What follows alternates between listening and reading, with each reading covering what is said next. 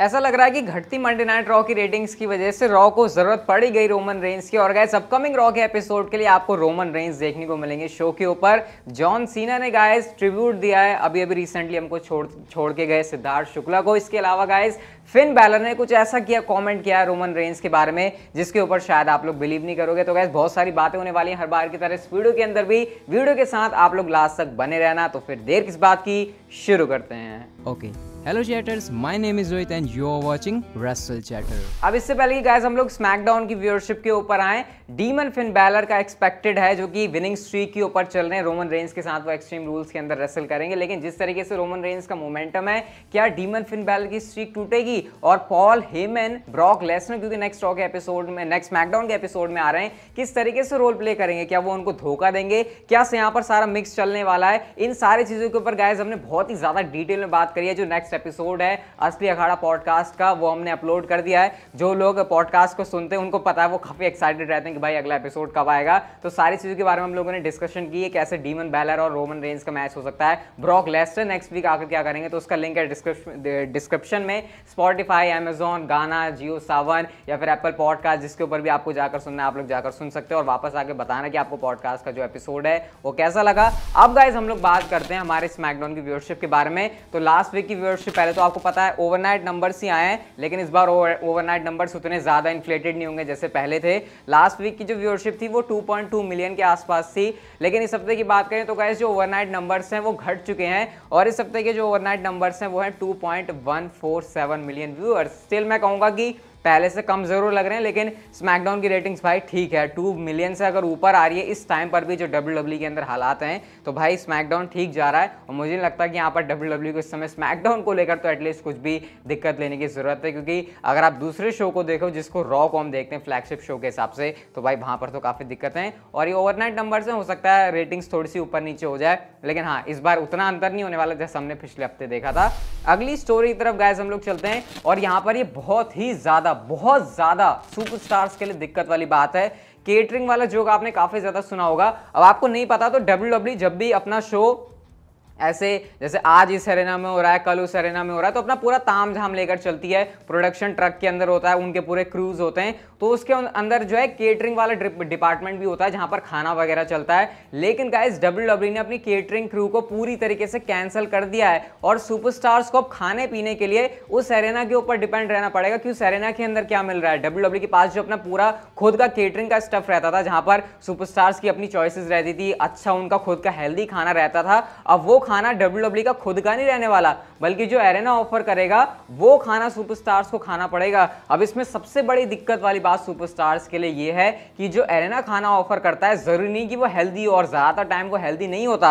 वो होता है पिज्जा, वो होता है हॉट डॉग, वो होता है बर्गर। और सुपरस्टार्स आपको पता है अपनी हेल्थ को लेकर, भाई ये रेसलर्स हैं, इनको अपनी कैलोरीज काउंट करनी होती है, इनको अपना फैट परसेंटेज, ये कितने कार्ब्स ले रहे हैं, कितने फाइबर्स ले रहे हैं, इन सारी चीजों को ध्यान में रखना होता है। तो सुपरस्टार्स के लिए यहाँ पर ये बहुत ज्यादा दिक्कत की बात हो गई है। और ये क्यों हुआ है? ये हुआ है बजट कट्स की वजह से। तो बजट कट्स की वजह से हमने सुपरस्टार्स को रिलीज होते हुए तो देखा, लेकिन ये केटरिंग वाला डिपार्टमेंट भी WWE ने पूरी तरीके से कैंसिल कर दिया। पता नहीं भाई सुपरस्टार्स कैसे सफर करेंगे, लेकिन ये बड़ी इंटरेस्टिंग चीज थी जो कि मुझे लगा आपके साथ शेयर करनी चाहिए। इंटरेस्टिंग किस वे में कह रहा हूं कि WWE इस चीज को भी कैंसिल कर रही है। मतलब आप सोच लो कॉस्ट कटिंग कितनी मेजर वे में हो रही है। सुपरस्टार्स रिलीज होना तो अलग, ये चीजें भी WWE कर रही है। पता नहीं भाई क्या माहौल होगा अब, लेकिन सुपरस्टार्स के लिए तो भाई बहुत ज्यादा दिक्कत की बात है। नेक्स्ट स्टोरी की तरफ गाइस हम लोग चलते हैं। तो NXT का क्या स्टेज, क्या डिजाइन हमको देखने को मिल सकता है, इस वाले स्क्रीनशॉट के अंदर अगर आप लोग देखो तो आपको थोड़ा सा आइडिया मिलेगा, जहां पर ये बात जो है ऑफिशियली गाइस रिवील हो चुकी है। मैं आपसे कह नहीं रहा था कि या तो 7 सितंबर या फिर 14 सितंबर को NXT का रीसेट बटन दबाएगा, तो WWE ने ऑफिशियली खुद ही बता दिया कि 14 सितंबर का एपिसोड में रीसेट बटन जो है वो दबने वाला है। और जो स्टेज है गाइस, जो कैपिटल रेसलिंग सेंटर है, वो थोड़ा सा ना यहाँ पर फैंसी सा लग रहा है। आपको थोड़ा सा भी हिंट मिलेगा इसको देख के, तो आप आइडिया लगा सकते हो कि ये जो मैं मजाक में कहता हूँ वैसे NXT होली वाली एक्चुअल में जब होगी तब जाके हम इसके ऊपर कुछ कमेंट करेंगे। इसको सीरियसली मत लेना, ये तो मैं सिर्फ आपको थोड़ा सा एंटरटेनमेंट मिल जाए इसलिए कहता हूँ, बाकी मैं इसको ऐसे नहीं कहता।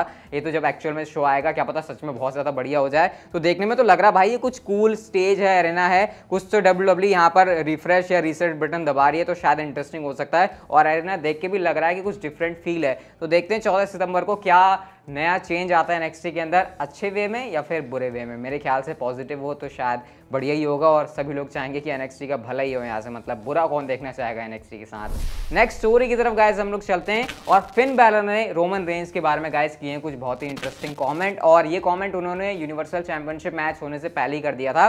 रोमन रेंज के बारे में उन्होंने ये कहा कि देखो, जब पूरी दुनिया रोमन रेंज के बारे में बुरी बुरी बातें कर रही थी, उस टाइम पर ही जब मैंने पहली बार रोमन रेंज के साथ मैच रसल किया ना, उस टाइम पर ही मुझे पता चल गया था कि इस बंदे के अंदर कुछ स्पेशल है, ये बंदा डिफरेंट लेवल पर काम करता है, और आज जाकर लोगों को ये बात समझ में आई है। और मैं रोमन रेंज को कहता हूं once in a lifetime talent. और गाइस ये बहुत बड़ा स्टेटमेंट है फिन बैलर की तरफ से। उन्होंने कहा कि रोमन रेंज ने अब सारे लोगों को प्रूव करके दिखा दिया और सारे लोग इस बात को एक्नॉलेज कर रहे हैं कि एक्चुअल में रोमन रेंज के अंदर कितना टैलेंट है, और जो रोमन रेंज की इस समय प्रेजेंस है वो अनइमेजिनेबल है कि वो किस तरीके से काम कर रहे हैं इस समय मेन रोस्टर के ऊपर, और स्मैकडाउन ब्रांड की जिस तरीके से वो हेल्प कर रहे हैं। तो गाइस फिन बैलर का ये कमेंट रोमन रेंज के बारे में करना, वो डेफिनेटली अपना कैरेक्टर ब्रेक करके करना था, क्योंकि मेन रोस्टर के ऊपर अगर आप देखो रोमन रेंज के बारे में एक्चुअल में वो ट्रैश टॉक करेंगे, लेकिन एक्चुअल में क्या रियल थॉट्स हैं रोमन रेंज के ऊपर फिन बैलर के, वो आप लोगों ने सुने। और ये बात हमको बताते हैं कि रोमन रेंज की कितनी ज्यादा फिन बैलर रिस्पेक्ट करते हैं, और ये चीज सुनकर मुझे भी काफी अच्छा लगा कि जब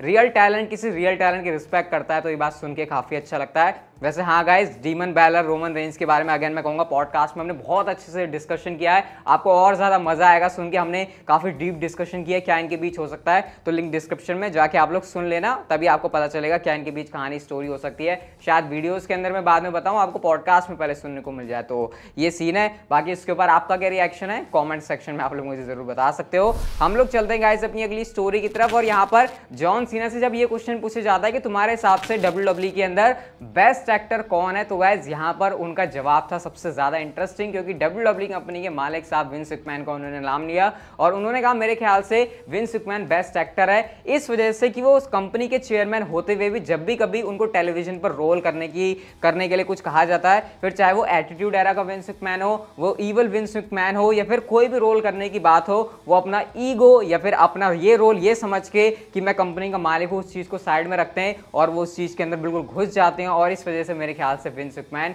बेस्ट एक्टर है WWE टेलीविजन के ऊपर, और काफी हद तक मैं इस बात से अग्री करूंगा भी और नहीं भी, क्योंकि मेरे ख्याल से मैं प्रोमो जो बंदा अच्छा कट करता है उसको थोड़ा सा ज्यादा बेस्ट एक्टर मानता हूं, लेकिन विंस मैकमैन का वो चलने वाला स्टाइल, विंस मैकमैन के डिफरेंट पर्सोना जो हमको देखने को मिलते हैं, मिस्टर मैकमैन वाला या फिर अथॉरिटी के अंदर प्ले करना, उसने हमको एंटरटेन काफी किया है। लेकिन जॉन सीना जैसा बंदा जब विंस मैकमैन को एक्नॉलेज कर रहा है कि हाँ भैया ये है वो बंदा जो कि बेस्ट एक्टर है, तो कहीं ना कहीं जॉन सीना की बातों में भी दम है। तो हाँ भाई, ये कुछ कहना था जॉन सीना का कि कौन है WWE के अंदर बेस्ट एक्टर। और गाइस जहां पर बात चल रही है जॉन सीना की, तो यहाँ पर जॉन सीना ने इंस्टाग्राम के ऊपर गाइस ये वाली पोस्ट डाली है, और अभी आपको पता है रिसेंटली हमको कितनी अनफॉर्चुनेट न्यूज़ सुनने को मिलती है सिद्धार्थ शुक्ला के बारे में, बहुत ही ज़्यादा गाइस ये हिला देने वाली थी। मेरे को कमेंट सेक्शन में किसी ने बात लिखी थी, मतलब जब ये न्यूज़ आती है अभी से आपको पता है 2-3 दिन पहले किसी ने कमेंट सेक्शन में लिखा, और जब मुझे एक्चुअल में पता चला कि ये सच में रियल न्यूज़ है, आप लोग भी कहते हो कि भाई तुम रिएक्ट क्यों नहीं करते ऐसी चीज़ों के ऊपर, तो भाई रेसलिंग चैनल है, हम सारी चीज़ों के ऊपर रिएक्ट नहीं कर सकते, लेकिन डेफिनेटली ये चीज़ बिल्कुल हिला दिया था जब पता चला कि हार्ट अटैक से जो है सिद्धार्थ शुक्ला हमको छोड़कर जा चुके हैं। तो मतलब बिल्कुल शॉकिंग था ये। और गाइज जॉन सीना ने भी इसके ऊपर रिएक्ट किया, उन्होंने सिंपली इस वाली फोटो को जो है इंस्टाग्राम के ऊपर पोस्ट किया और एक तरीके से ट्रिब्यूट दिया सिद्धार्थ शुक्ला को। और आपको पता ही है कि इंडिया में जो भी चीज़ चल रही होती है उसको लेकर रिएक्शन ज़रूर देते हैं जॉन सीना। फिर आपको पता है कि जब बिग बॉस चल रहा था उस टाइम पर भी उन्होंने असीम को लेकर भी कुछ फोटोज़ पोस्ट करी थी, मुझे सिद्धार्थ का याद नहीं आता उतना, लेकिन शायद उनकी भी शायद कुछ फ़ोटो पोस्ट करी थी उन्होंने। लेकिन ये डेफिनेटली फ़ोटो पोस्ट करना जॉन सीना भी बताते हैं कि कैसे उनको भी फील होता है सिद्धार्थ शुक्ला को लेकर। लेकिन काफ़ी अनफॉर्चुनेट है यार, मतलब कि इतने हट्टे खट्टे लोग भी यार, मतलब जो इतना बंदा फिट रहता है उसके साथ भी ऐसी चीज़ें हो सकती हैं। तो यार मतलब क्या ही कमेंट कर सकते हैं यार इस बारे में। जब ऐसी चीज़ सुनने को मिलती है तो सच में ये लगने लगता है कि लाइफ कितनी ज़्यादा अनप्रेडिक्टेबल है, किसी के साथ कभी भी कुछ भी हो सकता है। अभी तक बंदा सिंपली ट्वीट कर रहा है अच्छे अच्छे, लेकिन एक दिन ही उसके साथ अचानक से क्या हो जाता है। तो भाई क्या कह सकते हैं हम यहाँ पर, rest in peace to Siddharth Shukla. And John Cena ने यहाँ पर कुछ इस तरीके से कॉमेंट किया। बाकी आप क्या कहना चाहोगे जॉन सीना की इस रिएक्शन के ऊपर, कॉमेंट सेक्शन में आप लोग जो लिखना चाहते हो वो लिख सकते हो। हम लोग चलते हैं गाइस हमारी नेक्स्ट एंड फाइनल स्टोरी की तरफ और बात करते हैं मंडे नाइट रॉ के एपिसोड के बारे में। तो गाइस मैं आपको ये बता देता हूँ कि WWE का जो है यूनाइटेड किंगडम का टूर जाने वाला है, जो कि स्मैकडाउन का होगा। बट स्मैकडाउन ब्रांड का होते हुए भी जो हमारे Roman Reigns and the Usos हैं वो पार्ट नहीं होने वाले इस वाले टूर का, जबकि वो स्मैकडाउन ब्रांड के हैं, वो इस वाले टूर को स्किप करने वाले हैं। अब उनके वो कुछ पर्सनल रीजन है या फिर जो भी है, लेकिन क्योंकि वो स्मैकडाउन के टूर का पार्ट नहीं होने वाला है तो इस वजह से WWE ने शायद रोमन रेंस को ये सही समझा कि क्योंकि वो टूर पर नहीं जा रहे तो क्यों ना तब तक रोमन रेंस को किसी तरीके से यूटिलाइज किया जाए। और गाइस इस वजह से जो 20 सितंबर का मंडे नाइट रॉ का एपिसोड है, यानी अगले वाला नहीं, 20 सितंबर का जो मंडे नाइट रॉ का एपिसोड है, अपकमिंग जो रॉ के एपिसोड्स के अंदर हम लोग इसे गिनेंगे, वहां पर गाइस ये नॉर्थ कैरोलिना के अंदर होने वाला PNC अरेना के अंदर, वहां पर आपको ना सिर्फ रोमन रेंस बल्कि दी ऊसोस भी देखने को मिलेंगे। आप लोग देख सकते हो जो PNC अरेना है उन्होंने ऑफिशियली यहाँ पर रोमन रेंस को एडवर्टाइज किया हुआ है और साथ में यहाँ पर हमको ऊसोस भी देखने को मिल रहे हैं। तो आपको रोमन रेंस जो है काफी टाइम के बाद मंडे नाइट रॉ के एपिसोड में देखने को मिलेंगे। अभी ये नहीं पता कि रोमन रेंस की यहाँ पर बुकिंग क्या होने वाली है, क्या वो करने वाले हैं या क्या उनका पॉसिबली यहाँ पर रोल हो सकता है, क्योंकि अब उनकी एक बार की अपीयरेंस है, ऑब्वियसली कोई स्टोरी लाइन तो है नहीं। तो क्या उनका मैच होगा, क्या पता WWE मैच को बड़ा बनाने के लिए किसी एक सुपरस्टार के साथ उनका यूनिवर्सल चैंपियनशिप का मैच बना दे या फिर कुछ भी इंटरेस्टिंग स्टफ उनके साथ किया जा सकता है। लेकिन डेफिनेटली एक रॉ के एपिसोड में आना रोमन रेंस का कुछ ना कुछ जो है हाइप क्रिएट करेगा रॉ के लिए, और देखते हैं क्या इस चीज से मंडे नाइट रॉ को जो है रेटिंग्स में फायदा होता है या फिर नहीं, क्योंकि ब्लड लाइन आ रही है रॉ में तो डेफिनेटली कुछ ना कुछ इंटरेस्टिंग तो होगा ही। तो बस ये है रोमन रेंस का रॉ के लिए सीन। बाकी गाइस अगर आपने पॉडकास्ट चेक नहीं किया तो जाके डिस्क्रिप्शन से चेक जरूर करना। ये वाली वीडियो गाइस अगर आपको अच्छी लगी तो इसे लाइक कर दो, चैनल को आप लोग कर सकते हो सब्सक्राइब और नोटिफिकेशन बेल को on, and see you guys in my next video.